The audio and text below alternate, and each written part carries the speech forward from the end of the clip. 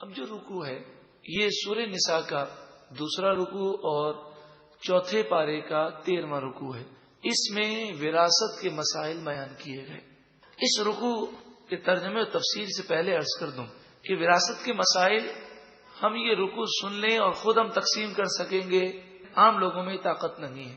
صرف اس رکوع کے ترجمے تفسیر سے آپ کو یہ معلوم ہوگا کہ حصے اللہ تعالی نے مقرر کیے ہیں. جب بھی کسی کا انتقال ہو جائے تو سب سے پہلے تجہیز و تکفین ہے. وہ اگر ہم اپنی مرضی سے کرنا چاہیں اپنے پیسوں سے تو یہ جائز ہے، اور مرنے والے کی جائیداد میں سے کرنا چاہیں تو یہ بھی جائز ہے. اس کے بعد دوسرے نمبر پر اس کا قرضہ ہے. جس شخص کا یہ مقروض ہوگا اس کے مال میں سے قرضہ ادا کیا جائے گا. پھر جو مال بچ جائے گا یہ دیکھا جائے گا کہ اس نے جائز وصیت کی ہے. شریعت کے حدود میں رہ کر جو جائز وصیت ہوگی اس پر عمل ہوگا. لیکن اگر وصیت تہائی مال سے زیادہ ہو، یعنی 33% سے زائد وصیت ہو، مثلا اس کے بعد 3 کروڑ روپے ہیں اور یہ وصیت کرتا ہے کہ 1 کروڑ روپیہ میرے مرنے کے بعد مسجد میں دے دینا، تو 1 کروڑ روپے مسجد میں دے دیں گے کہ یہ تہائی ہے. لیکن اگر اس نے وصیت کی کہ میرے مرنے کے بعد 1.5 کروڑ روپیہ مسجد میں دے دینا اور اس کی جائیداد میں 3 کروڑ ہے، تو 1.5 کروڑ یہ تہائی سے زیادہ ہو گیا. لہذا صرف 1 کروڑ دیں گے اور آدھا کروڑ جو ہے وہ ہم نہیں دیں گے زیادہ، اس لیے کہ اب 2 کروڑ میں ورثہ کا حق ہے. تو سب سے پہلے تجہیز و تکفین، اس کے بعد جو مال بچے گا اس سے قرضہ ادا کیا جائے گا اگر ہے. اس کے بعد جو جائز وصیت ہے وہ تہائی مال پر اس کا نفاذ ہوگا. تہائی مال ہو یا تہائی مال سے کم، جو جائز وصیت ہوگا اس پر عمل ہوگا. اور پھر اس کے بعد جتنا مال بچ جائے گا وہ مال ورثہ میں شریعت کے حکم کے مطابق تقسیم کیا جائے گا. وصیت میں یہ اصول یاد رکھیں کہ لا وصیت للوارث. نبی کریم صلی اللہ علیہ وآلہ وسلم نے ارشاد فرمایا وارث کے لیے وصیت قابل قبول نہیں ہے. یعنی شریعت میں جس کو حصہ ملنے والا ہے، بیٹا ہے، بیٹی ہے، بیوہ ہے، ماں باپ ہے، تو جن کو حصہ شریعت میں وراثت سے ملنے کا ہے ان کے بارے میں اگر کوئی وصیت کی تو وصیت پر عمل نہیں ہوگا.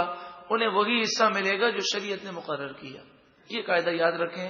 نبی کریم صلی اللہ علیہ وآلہ وسلم نے ارشاد فرمایا لا وصیت للوارث.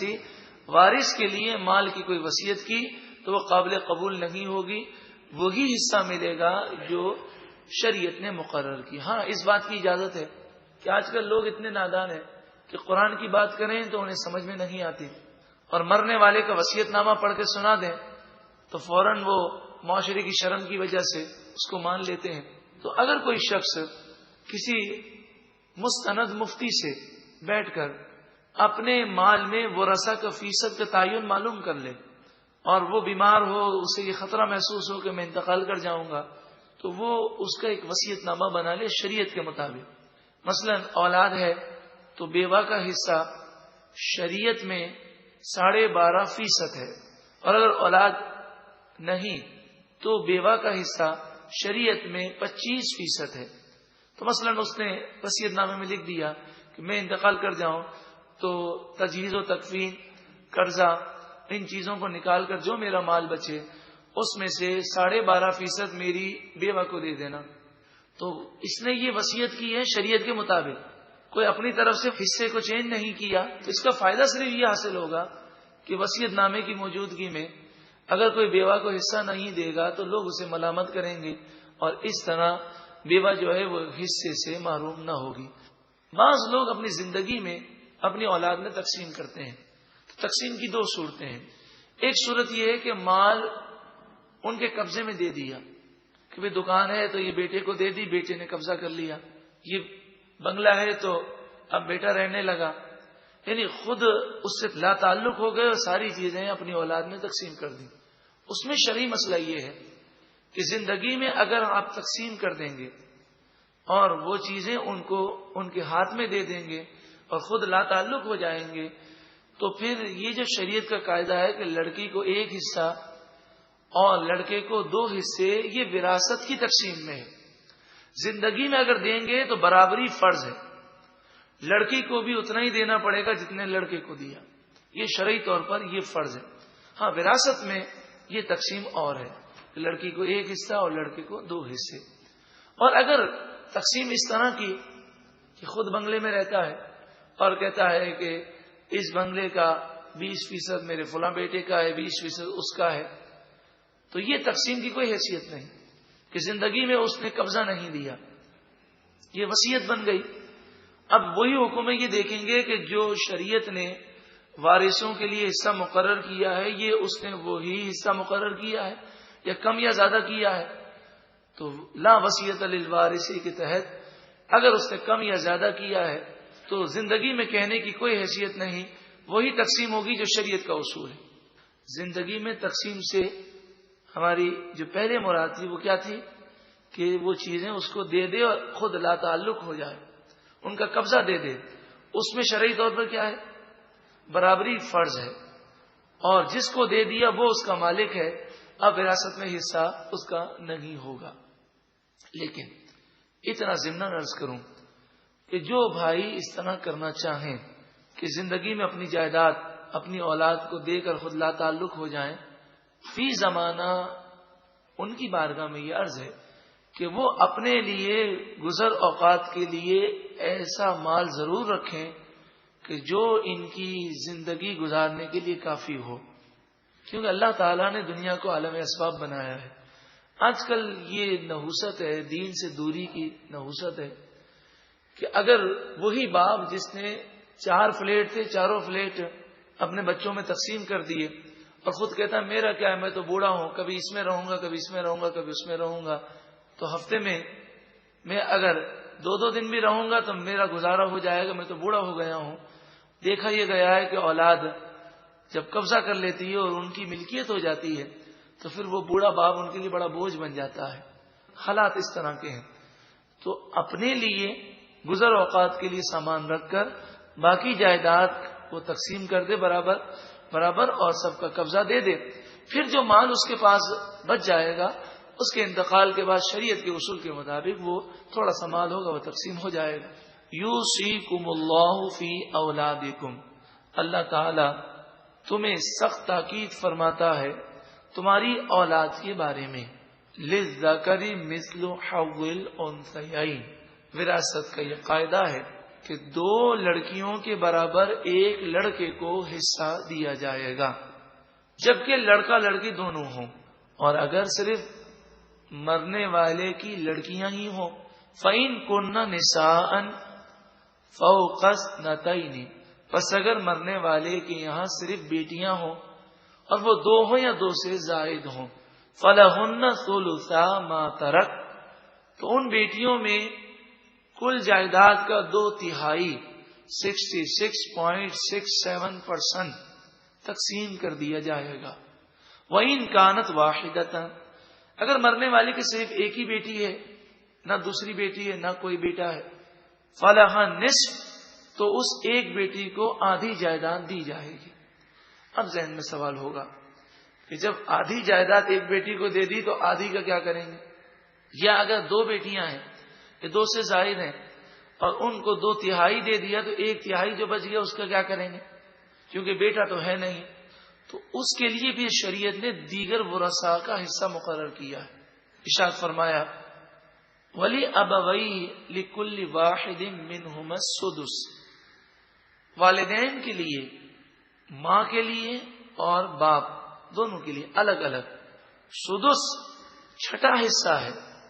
مما ترکا، اس مال سے جو مرنے والے نے چھوڑا.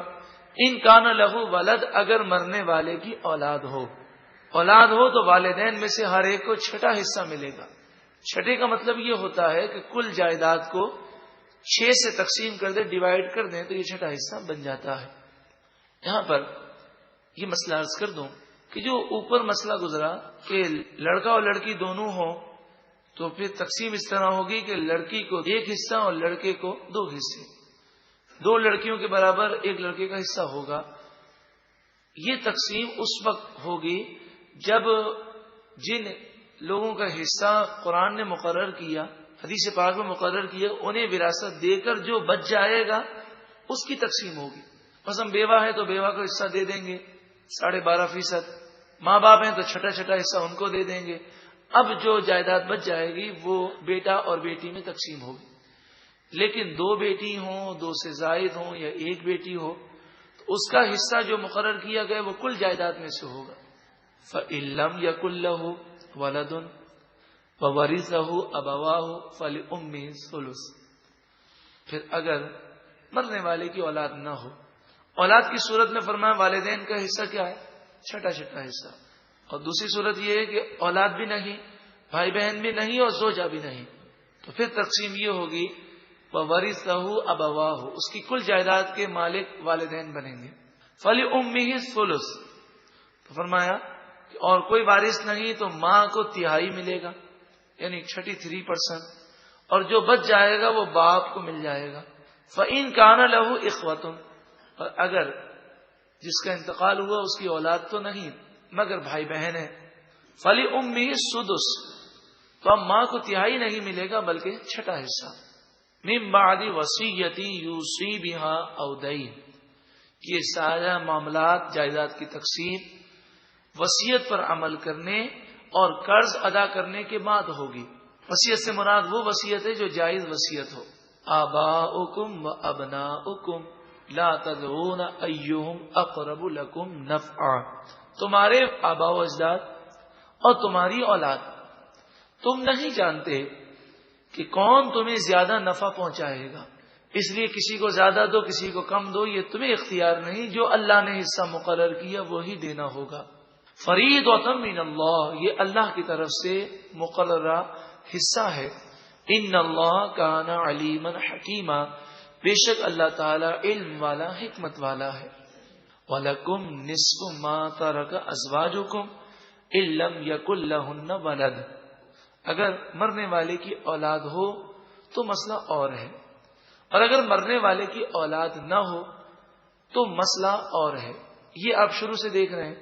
تو اب یہاں پر بیوہ اور شوہر کا حصہ جو بیان کیا جا رہا ہے اس میں بھی اولاد کا عمل دخل ہے. ارشاد فرمایا عورت ہو مرنے والی مرحومہ ہو اور اس کی کوئی اولاد نہ ہو تو اس کے شوہر کو آدھی جائیداد دی جائے گی. فَإِن كَانَ لَهُنَّ وَلَدٌ، اور اس مرنے والی عورت مرحومہ کی اولاد ہو، چاہے ایک بیٹی ہو چاہے ایک بیٹا ہو چاہے زائد ہو، فَلَكُمُ الرُّبُعُ مِمَّا تَرَكْنَ، تو جو عورت چھوڑ کر مری اس سے چوتھائی جائیداد یعنی 25% شوہر کو جائیداد دی جائے گی. من بعد وصیت، وصیت پر عمل کرنے کے بعد، یوصین بہا، جو ان عورتوں نے وصیت کی جائز وصیت اس پر بھی عمل کریں گے، او دین، اور قرضہ بھی ادا کر دیں گے. اس کے بعد پھر جو بچے گا اس میں سے 25% شوہر کو دیں گے جبکہ اولاد ہو، اور 50% دیں گے جبکہ اولاد نہ ہو. وَلَهُنَّ الرُّبُعُ مِمَّا تَرَكْتُمْ إِن لَّمْ يَكُن لَّكُمْ وَلَدٌ، اور اگر شوہر کا انتقال ہو جائے اور اس کی اولاد نہ ہو تو اس کی بیوہ کو چوتھائی جائیداد دی جائے گی. یہ کس صورت میں؟ جبکہ مرد کا انتقال ہو اس کی اولاد نہ ہو تو 25% بیوہ کو دیا جائے گا. فَإِن كَانَ لَكُمْ وَلَدٌ، پس اگر مرنے والے کی اولاد ہو، فَلَهُنَّ الثُّمُنُ مِمَّا تَرَكْتُم مِّن بَعْدِ وَصِيَّةٍ تُوصُونَ بِهَا أَوْ دَيْنٍ، تو جو تم چھوڑ کر مرو، یعنی مرنے والا جو چھوڑ کر مرے اس میں سے 8واں حصہ بیوہ کو دیا جائے گا. تو ہم صرف اس کو دوہرا لیتے ہیں. اگر عورت کا انتقال ہو اور اس کی اولاد نہ ہو تو شوہر کو کتنا ملے گا؟ آدھی جائیداد. اور اگر اولاد ہو تو 25%، چوتھائی. اور اگر مرد کا انتقال ہو اور اس کی اولاد ہو تو بیوہ کو کتنا ہے؟ 8واں حصہ. بیوہ کا کتنا ہے؟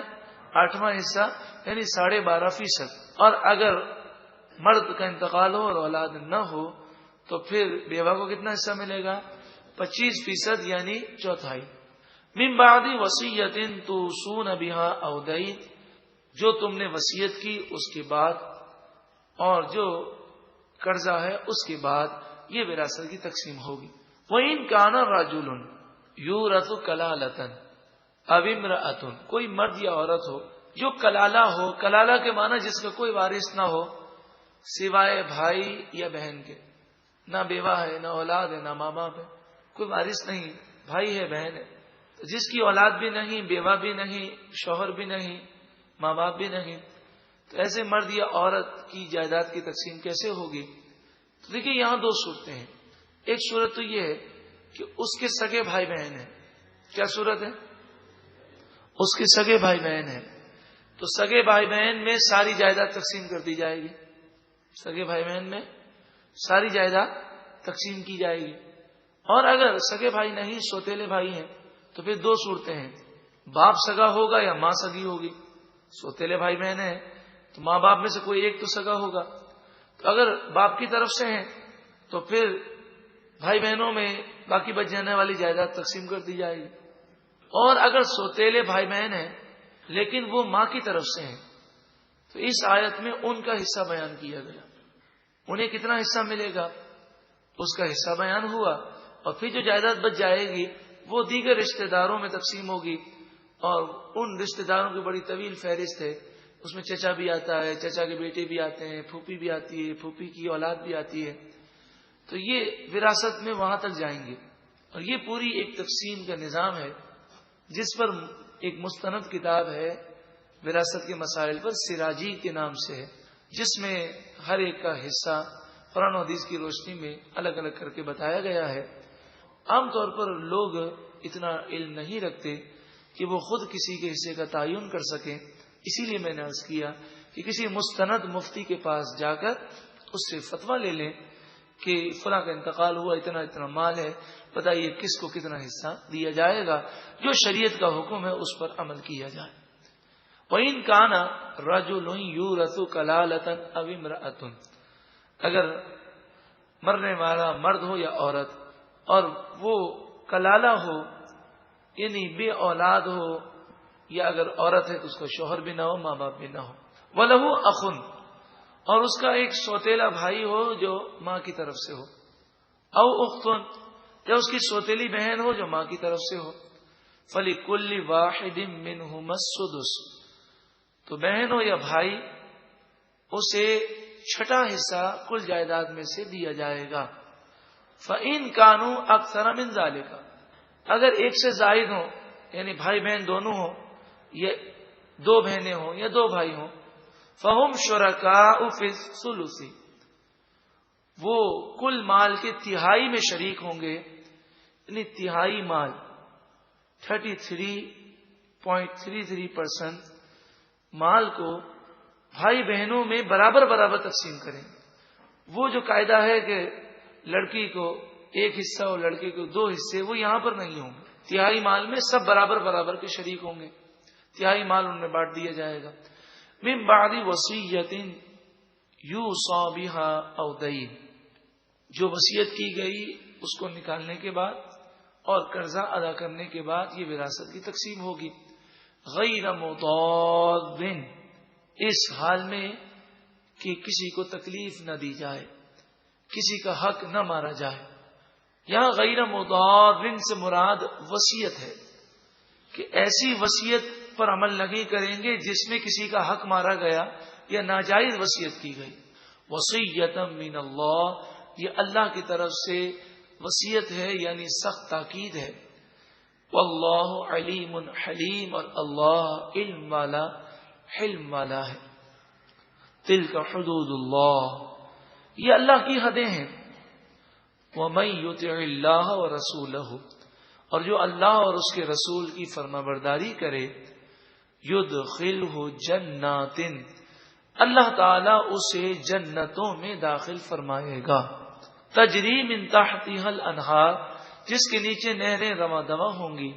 خالدین فیہا، ہمیشہ ہمیشہ ان جنتوں میں رہیں گے.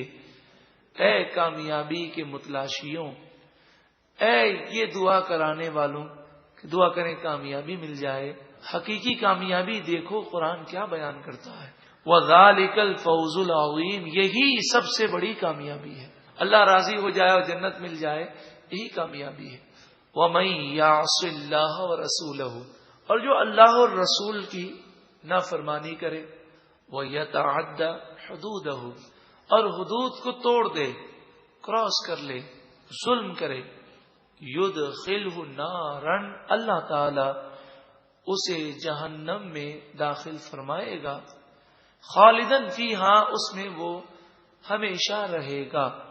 اگر ایمان برباد ہو گیا تو پھر جنت میں کبھی نہیں جائے گا، ہمیشہ جہنم میں رہے گا، اور اگر ایمان سلامت رہ گیا تو ایسے گناہگار کو کئی سالوں تک، کئی مدتوں تک جہنم میں جلنا ہوگا۔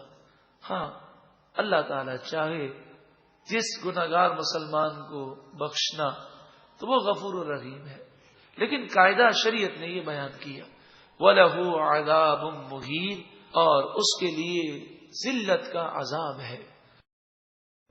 اب جو رکوع ہے یہ سورہ نساء کا دوسرا رکوع اور چوتھے پارے کا 13واں رکوع ہے۔